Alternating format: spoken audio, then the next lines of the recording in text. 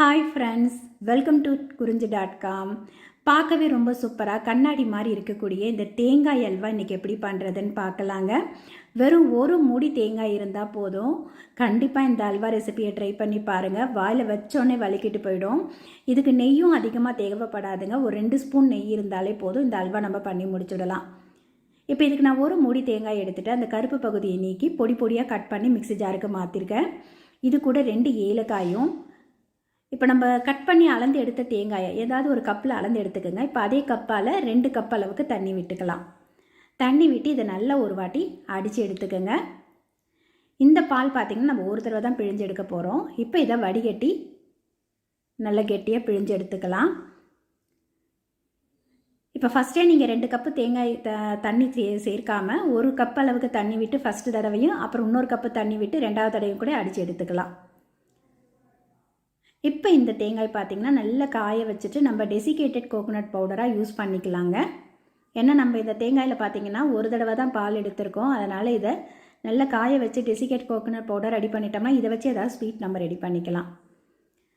இப்போ இது அப்படியே இருக்கட்டும். வேறு ஒரு சின்ன பவுல் எடுத்திருக்கேன். இதில் 2 ஸ்பூன் அளவுக்கு மட்டும் கார்ன்ஃப்ளவர் எடுத்துக்கலாம். ஒரு மூடி தேங்காய் எடுக்கிறீங்கன்னா அதுக்கு ஒரு 2 ஸ்பூன் கார்ன்ஃப்ளவர்ன்றது கரெக்டான அளவில் இருக்கும்.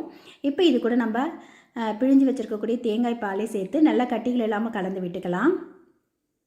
நீங்கள் மொத்தமாக பாலில் பவுடரை சேர்த்திங்கன்னா கட்டி கட்டியாக ஆகிடும். இந்த மாதிரி கொஞ்சமாக பால் விட்டு கலந்துட்டு அதுக்கப்புறம் நம்ம ஏற்கனவே ரெடி பண்ணி வச்சுருக்க தேங்காய் பாலில் நம்ம கலந்து வச்சுருக்கக்கூடிய இந்த கார்ன்ஃப்ளவர் மாவையும் சேர்த்துட்டு அதை அப்படியே வச்சுருங்க. இப்போ கடாயில் 1 ஸ்பூன் அளவுக்கு மட்டும் நெய் விட்டுக்கலாம். ஃபஸ்ட்டு 1 ஸ்பூன் நெய்யை விட்டுட்டு இதில் ஒரு 4 முந்திரியை 2ஆக உடச்சி வச்சுருக்கேன். அதை சேர்த்து நல்லா செவக்க வறுத்துக்குங்க.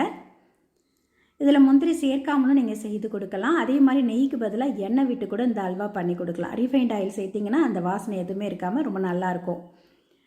நீங்கள் தேங்காய் எண்ணெய் உங்களுக்கு அந்த ஃப்ளேவர் பிடிக்கும்னா தேங்காய் எண்ணெயில் கூட இந்த அல்வா பண்ணலாம். இப்போ இது முந்திரி கொஞ்சம் நல்லா செவந்து வந்ததுக்கப்புறம் நம்ம ஏற்கனவே கார்ன்ஃப்ளவர் விட்டு கலந்து வச்சுருக்கக்கூடிய தேங்காய் பாலை நல்லா ஒரு வாட்டி கலந்துடுங்க. ஏன்னா கார்ன்ஃப்ளவர் பார்த்திங்கன்னா அடியில் செட் ஆகிடும். நல்லா ஒரு வாட்டி கலந்துட்டு அதுக்கப்புறம் கடாயில் விட்டுட்டு கடாய் இந்த டைமில் ஹை ஃப்ளேமில் வைக்காதீங்க. கொஞ்சம் மீடியம் ஃப்ளேமில் வச்சுட்டு கலந்து விட்டுக்கிட்டே இருந்தீங்கன்னா இது நல்ல ஒரு ஜெல்லி பதம் வரும் பாருங்கள். இந்த அல்வா பார்த்திங்கன்னா நல்ல ஒரு ஃப்ளேவரோடு இருக்குங்க. டேஸ்ட்டும் ரொம்ப நல்லாயிருக்கும். வாயில் வச்சோடனே வலிக்கிட்டு போயிடும். அதே மாதிரி இனிப்புக்கு பார்த்திங்கன்னா நமக்கு தேவையான அளவுக்கு தான் சர்க்கரை சேர்த்துக்கணும். இதுக்கு சர்க்கரையோட அளவு பார்த்திங்கன்னா கணக்கெலாம் எதுவும் இல்லைங்க. உங்களுக்கு எந்த அளவுக்கு இனிப்பு தேவையோ அதுக்கேற்ற மாதிரி சர்க்கரை சேர்த்துக்கலாம். இப்போ நம்ம எந்த கப்பால் தேங்காய் அளந்து எடுத்தோமோ அதே கப்பால் 1 கப் அளவுக்கு நான் சர்க்கரை சேர்த்துருக்கேன். இதே நீங்கள் அரை கப்பு அல்லது 3/4 கப் அளவுக்கு கூட சர்க்கரை சேர்த்து இந்த அல்வா பண்ணிக்கலாம். இப்போ சர்க்கரை சேர்த்த உடனே பார்த்திங்கன்னா நல்ல ஒரு ஜெல்லி பதம் வந்துடுச்சு பாருங்கள். இப்போ இது நல்லா சுண்டி வரட்டும். இப்போ இது ஓரளவுக்கு நல்லா கெட்டிப்பட்டு வந்ததுக்கப்புறம் இது கூட திரும்ப 1 ஸ்பூன் ஃபஸ்ட்டு 1 ஸ்பூன் நெய் சேர்த்தோம். அதே மாதிரி இந்த ஸ்டேஜில் 1 ஸ்பூன் நெய் சேர்த்துக்கோங்க. இதுக்கப்புறம் நம்ம நெய் எதுவும் சேர்க்க வேண்டாம். ஏன்னா தேங்காய் பால்லேருந்தே அந்த எண்ணெய் பிரிஞ்சு வரும் இல்லைங்களா, அதுவே நல்ல ஒரு ஷைனிங் கோட் கொடுக்கும். டேஸ்ட்டும் நல்லா இருக்கும். கமகமன்னு இருக்குங்க இந்த அல்வா.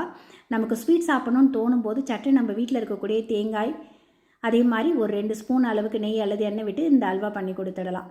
இப்போ நல்லா இந்த மாதிரி கெட்டிப்பட்டுட்டு நுரைச்சி பொங்கி வருது பாருங்கள். இப்போ இந்த ஸ்டேஜ் வந்தோடனே நம்ம ஒரு பவுலுக்கு மாற்றிக்கலாம். இதே இன்னும் கொஞ்ச நாள் நீங்கள் வச்சு கலந்து நல்ல கெட்டிப்பட்டதுக்கப்புறம் நீங்கள் பர்ஃபி மாரி கட் பண்ணியும் இதை சர்வ் பண்ணலாம். இதை பார்க்கும்போதே சாப்பிட்ணுன்னு தோணுங்க. அவ்வளோ சூப்பராக இருக்கும். சுட சுட சாப்பிட்றதுக்கும் அப்படியே வாயில் வச்சோடனே வலிக்கிட்டு போயிடும். இதை நல்லா கொஞ்சம் ஆறுனதுக்கப்புறம் நீங்கள் சர்வ் பண்ணாலும் கெட்டிப்பட்டு வரும். கண்டிப்பாக இந்த அல்வா ரெசிபியை நீங்கள் ட்ரை பண்ணி பாருங்கள். ஒரு தடவை செய்துட்டிங்கன்னா அடிக்கடி செய்வீங்க. அவ்வளோ சூப்பராக ரொம்ப ரொம்ப செலவு கம்மியாக செய்யக்கூடிய இந்த அல்வா ரெசிபி வீடியோ உங்களுக்கு பிடித்திருந்தால் லைக் பண்ணுங்கள், ஷேர் பண்ணுங்கள், சப்ஸ்கிரைப் பண்ணுங்கள். உங்கள் ஃப்ரெண்ட்ஸ் ரிலேட்டிவ்ஸோடு இந்த வீடியோவை ஷேர் பண்ணிக்கோங்க. நன்றி, வணக்கம்.